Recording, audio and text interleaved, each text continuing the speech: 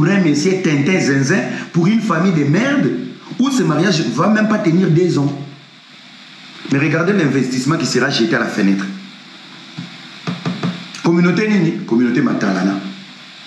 Et quand on vous dit ça, c'est là où il y a des petites choses où on peut comprendre que nous sommes dans une communauté Boza Maye les Mingiti. Je reviens sur la guerre du Cameroun. Les Camerounais, la communauté n'y a pas de département. Département qui zengi. Département qui zengi. Bosali Bamatanga, Bamakoso, Bakoufi. Département Mafingeye. Il y a français, il y a anglais. C'est là où vraiment vous avez été meilleur. Mon coco style, je te salue mon gars. T'as la place Bobimi meilleur. Point. Département créativité, diplôme, Bakotane Woyamingité.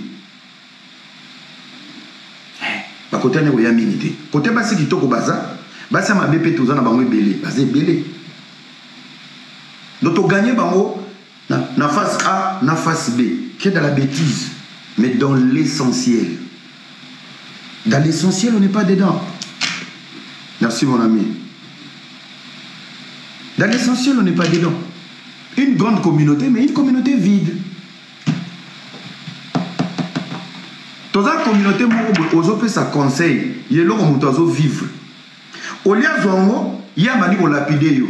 Et bon, il y a la vie de couple. Il y a mon bala. Pourquoi on a point opposé question là, c'est que Zuyo. La maturité est un ensemble de plaisirs. Ils adorent la maturité. Maturité, ça va agiter. Maturité, monsieur, qu'on a une expérience. Va passer les kébélés, va poter les kébélés, on t'a commis la maturité. Bazol action zela, maman, soro lingo kende bien na vinde, on a un bal kende boy. Au lieu ya kende, yé pas télémi, avant d'autres. Ah, yo zoti na gabo, yo mo na no kenzelani. Yo yebi lien na yena nzambe. Yep ça va sur communauté à moi. Moutazo salarando, aseni batu pardon. Na kangi bino micro kingani nani comme nene fondation vainqueur. Ozalaka bongo mone. Yo na Renate bozaka ba modératrice na kangi no micro na nini, bope saka 10 minutes na zoya prière et bandi. Voilà un démon en train de faire du Congo ça, na ba vie à bateau, sans information, qui va mettre une pause pour aller pour une formalité de prière. Et quand il finit la formalité, ce n'est pas une prière, formalité à prière, azongi, nazongi, to sisi prière. To suka ki wapi? Bozongi ba vie privée bateau. Sikoyo, peuple a boye, boza nzamba sa la bino netini.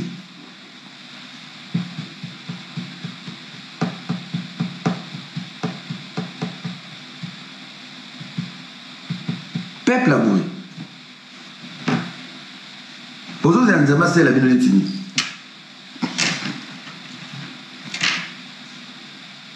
Les amis, il faut bannir les gens qui peuvent toucher à votre santé mentale, à votre cœur, à votre paix. Totigali na 6 mois, année ici là.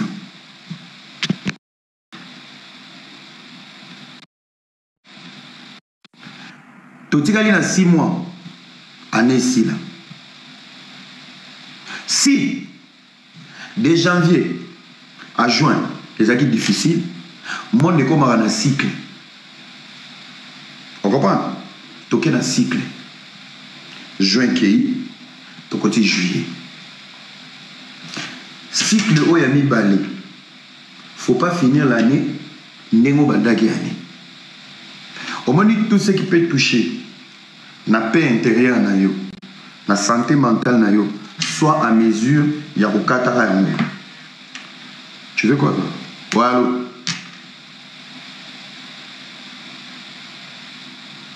Ok.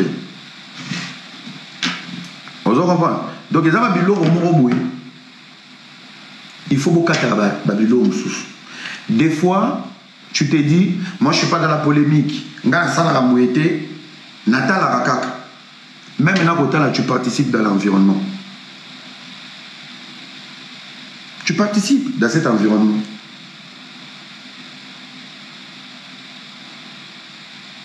C'est normal. Et là, pour ma vie, jeunesse, vous avez un objectif T. Réseau, je te fais monter plus tard. Vous avez un objectif T. N'appelle ça exemple. Et ça, exemple en même temps bordure. Vous savez, dans la vie, je vais être vraiment brut, ça peut choquer, mais il y a bon.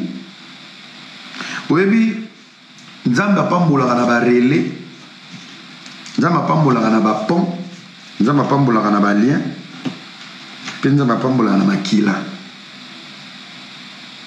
Na makila, en fait, ça veut dire c'est toi qui seras la bénédiction de ta famille. Makila nous est réclamé à Pamboli parce que tu es une destinée. Makila nous est comme une image à famille. Et on a famille à Foulani. C'est le premier nom qui a investi une bénédiction pour la famille. Ça veut dire Makila. Ça c'est un. Il y a mis balé na barélé na bapon. Barélé ça veut dire les opportunités. Au commis place moro beaucoup d'opportunités. Utiliser opportunités. Opportunité des bénédictions. Je donne un exemple. Biso to yemba ate. Biso beta musique te. Tant que yozo yo okuta na mutu lokola fali. Je m'adresse d'abord à bateau ba wangila. Tant que yozo okuta na mutu lokola fali. Ya yemba. Yo yemba ate. Ça veut dire que si toi tu n'as pas la bénédiction à makila que yo mugo obima. Tu dois jouer maintenant la bénédiction, il y a relais. Toi, il y a faveur, il y a opportunité de se présenter. Maintenant, pour la méphonie, la bénédiction ne te ramène pas des choses. La bénédiction, c'est le mouvement qui accomplit tes objectifs et tes attentes. Ça veut dire qu'il faut oser la plein. Je vais expliquer.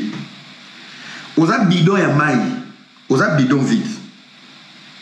Si vous avez dit que si vous avez dit que vous avez dit que vous avez dit que Égypte, l'Égypte était comme ma chère. Parce que vous avez dit il faut bunda au chamay. Au bundi pe au chamay. Mais aux aka chère au te kami pété. Parce que prix na yo et vos variés sont comme en Égypte. Parce que bateau to kuta na kana bamu, bazalo ba transport. C'est des gens là qu'on appelle des bénédictions. Ça veut dire ils te trouvent stagné quelque part, tu es plein, tu es prêt, mais il te manquait juste la bénédiction. C'est cette période, cet mouvement qui va maintenant te délocaliser, de te ramener du point A au point B, à la terre promise. C'est ça. Ça veut dire, tant que vous êtes musicien, vous devez avoir des ambitions et des objectifs. Puis on a la plein. Parce que beaucoup d'en a fallu, beaucoup d'en a fait, beaucoup d'en a profité. Ce sont des bénédictions. Baza déjà béni, ils ont la lumière. Maintenant, il y a un moment dans la musicien. Tu peux faire 16 ans avec un musicien. Si vous avez un bengani, au coup pauvre. Au coup pauvre. L'homme comment bimela biso sur YouTube. Navana fallu 16 ans. Navana fait les 15 ans. Tala le lofi na ngai na sacrifier bana na ngai na sacrifier vie na nga mobimba. Au comme le roi Vasco Mabia.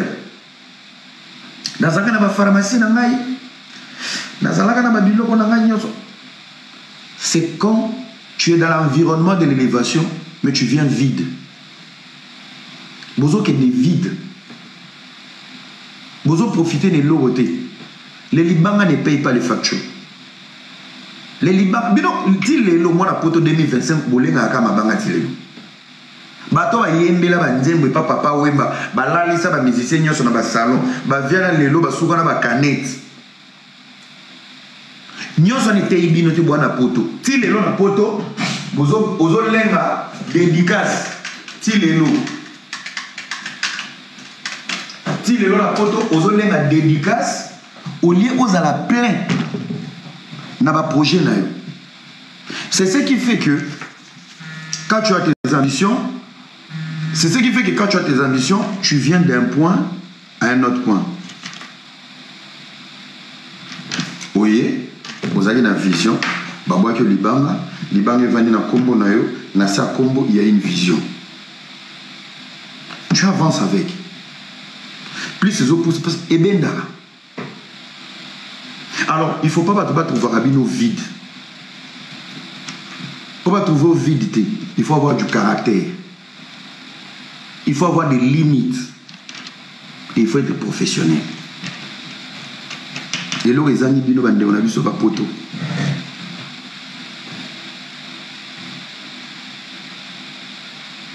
Vous êtes vide dans la musique.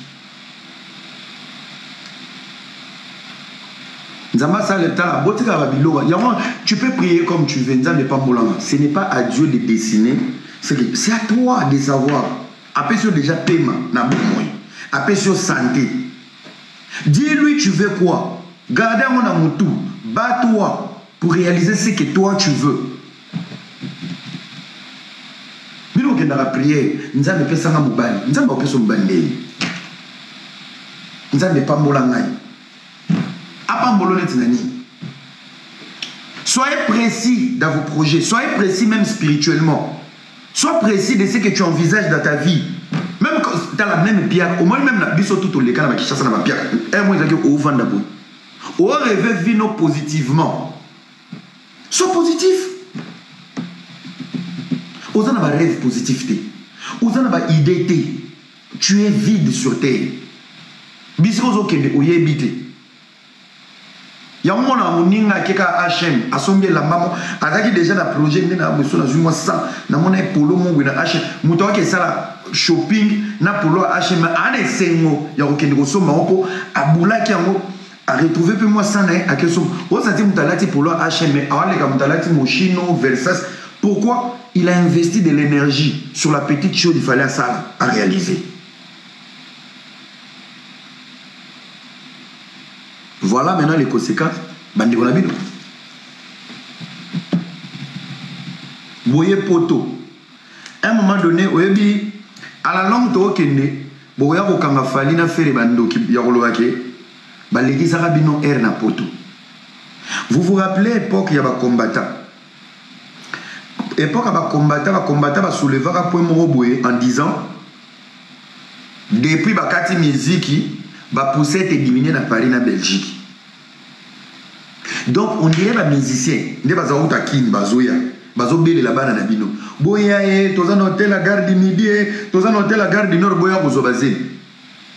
Ba combattant ba soulever un point wana, to ba kataka musique to ali boso. Oh depuis ba musicien bazobete sauter na poto, ba pousser te diminuer na Belgique na Paris. Ezaki question ba pousser te. Ezaki question ya ba éducation na ba environnement ya bana. Pour moi, na aki ma classe, avant de ba musicien place balali. Parce que ba maman de balaki saki bananzela, ba maman ba tambola ki na papa wemba na ba keste. Vos filles ont copié de la même façon comme vous. Ba papa bazaki ko kende ko beta ba kula. Pour na ba papa wemba na ba keste. Vos fils ont fait comme vous. Et elinge bana ko se reproduire na génération oyo. Les lobes a refoulé défenseur aux Azana qui chassent ça. Il y a un moment qu'on dégager déjà, comment on appelle ça, les symptômes. Il y a dépression. Il est dans la dépression. Prison c'est si mal monter. Prison c'est si mal monter. La lumière qu'il fallait vous a donné, les dédicaces pour avoir un binois. Tala, libanga, je vous dis la vérité. Peut-être les attaques sont battus belé botangate. Biso tangi na domaine de communication, na marketing. Je vous dis. S'afficher même avec un musicien.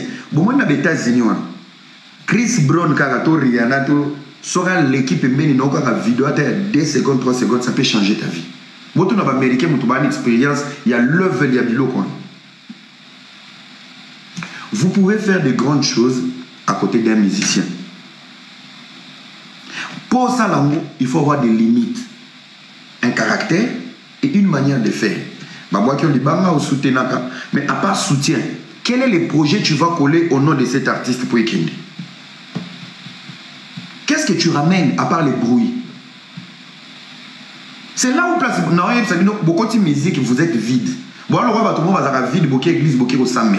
Et alors, on a qui chasse un visa, il y a un mais à un objectif, un principe. Comment tu vas réussir?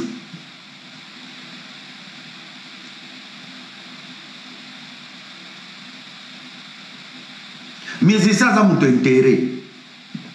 musiciens ça zobaté. Après les musiciens ils sont Android. Ils sont sur les réseaux sociaux, ils savent voir qu'est-ce que tu vas apporter dans ton projet. Projet, na kati projet na yo, qu'est-ce que tu peux apporter pour moi? Koloba. Tala, biso nyonso nde tozala na Congo wana. Mutu aleki fali na fere na kofi. Nako communiquer. Nako communiquer na nini na ba réseau azate.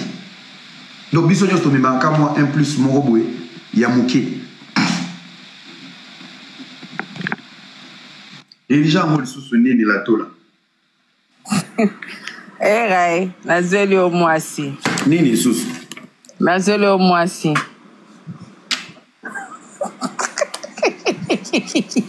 Ara, bonne ma distinction de quoi? Na yo ta belle-sœur, nazeli o mwasi azo cuisiner lenga te era. Poli ba voiture boy. Na ye pela play live boy na ko annoncer, naza pa belle-sœur. Aza alobaka ninyo Ricky Riss. Ça va parler na boina. Oboye. Era na mbongo. Ali ayemo. Tande ba yambinga. Na bien yo bandi formation aide soignante.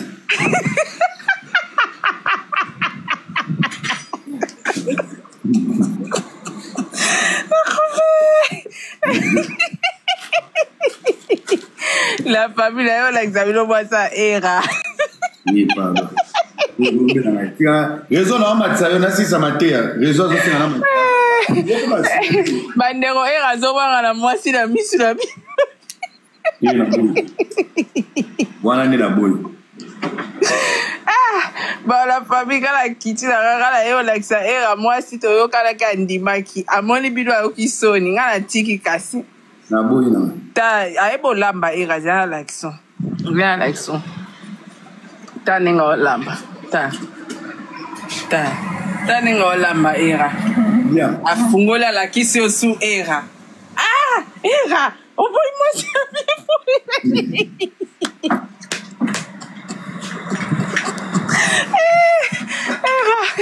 era boy mwasi. Mais oui que moko bozo sikala ba commentaire o eza koloka pardon ça. Ya era zo wanga la toyo kala ki era timaki ba ni. Tina ye ba yambinga boy ba yambinga lo kwa belle-sœur. Ya. E komi na live era ingasa ja. Babi asa kitoko chi. Pardon, botika na vanda ko pardon. Et comment ya solo ye pas ça live na kitiri ke. Bon, era ye kuta opesa biso bébé Aris. Yo nika bébé TikTok. Bébé dragon, bébé cadeau. Ah. Chris opesa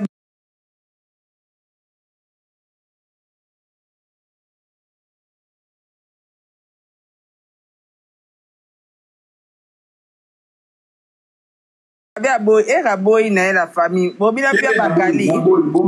Ye na la sakende photo a era na ba tatouage, abi génial, a lobby abi misi ba maloba nyonso bien. Bon.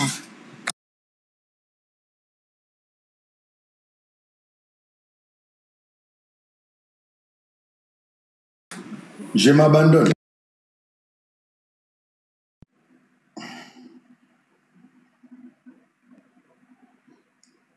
Ah, ok. Ah, il écrit bien, hein?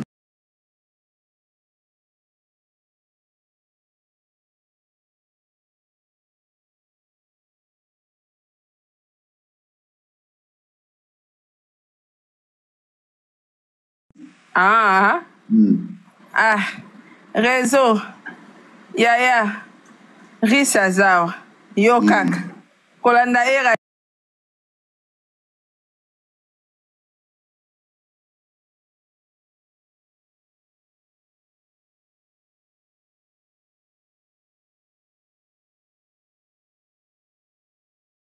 Na renforcer na tirte, na tiki kaka. Na tiki na ngana kiti. Merci. Ah, nzambe yangai. Communauté. Tanya Tona. Ouais, voilà danseuse professionnelle, Yahweh Rasson. La personne depuis Belgique.